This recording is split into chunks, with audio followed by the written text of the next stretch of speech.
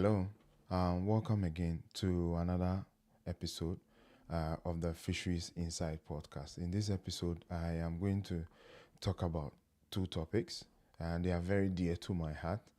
One is fishing for endangered, threatened, and protected species.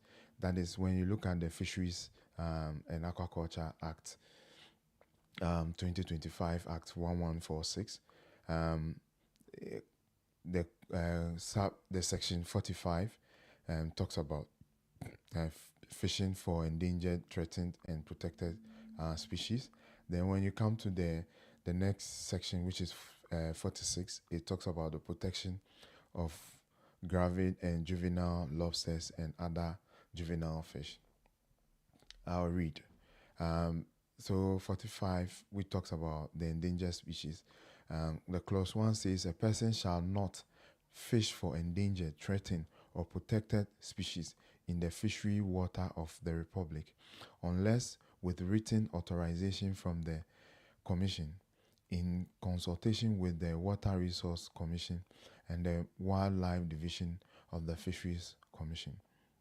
So, in this case, when you look at the whole section talks about how you go about in case you want to do it, probably be for scientific purpose and stuff. But apart from that, you're not supposed to catch endangered species. The question is, this is not new. This part of the law was in the old one, but I think it's been made a bit clearer here. When you look at it and you look at what is happening currently, when you go to Disco, some areas, other areas in the western region, dolphins, and even some places where you don't expect them to be landing, rays and turtles and all those kind of things. It is something that is happening. It is good. We have promulgated this beautiful law.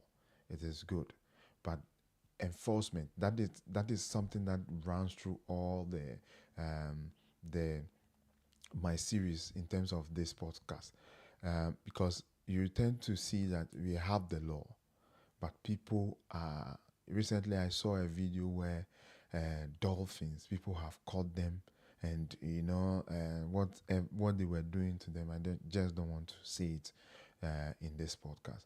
And it's something that is very common along the coast of Ghana. There is a paper, I think, by one professor, I think Professor Ofori Danson, where they talk about, and also, um, um, um, um, yeah, I think Dr. Deborah or Mr. Deborah, where they've done a lot of work in terms of in this area where they talk about, people they are continue or they continue to catch these species, these endangered species.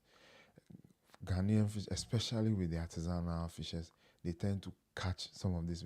It's also because of the use of some of these animals for as local delicacy, which is also pushing some of this agenda.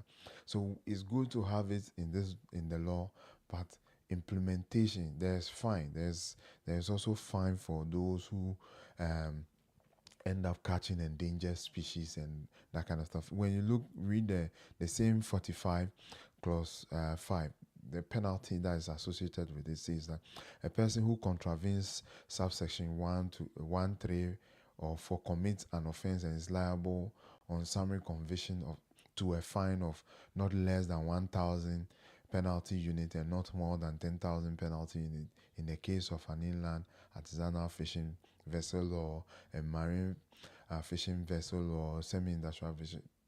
For even industrial is still this.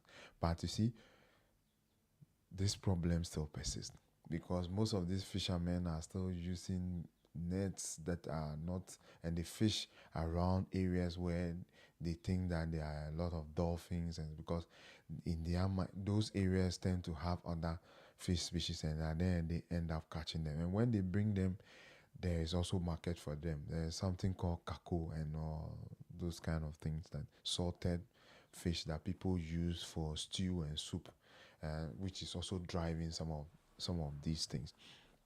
The next thing that I would like to talk about is the protection of gravid juvenile and juvenile lobsters and other juvenile fish. This is also in the old law. It is something that probably mean they have probably added something to it. I don't know, but it's the same thing in the old law. It has never been implemented. So me seeing this is in section 46. Clause 1 of it says a person shall not during fishing take gravid and juvenile lobsters, gravid and juvenile mollusks, juvenile fish, or any other fish species as may be determined by the commission. There is size regulation, there is mesh regulation, and all this, and they have been there with the other law, the other Fisheries Act, but implementation is zero.